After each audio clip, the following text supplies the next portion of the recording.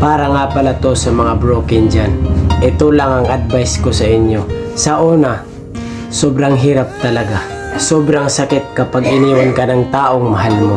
Pero totoo yung salitang time heal all wounds. Kapag nagtagal, masasanay ka lang. Unti-unti mong natatanggap na wala na siya. And that's okay kasi hindi kayo ang meant to be. Fine, prepare ka na lang ni God para sa taong meant to be para sa'yo.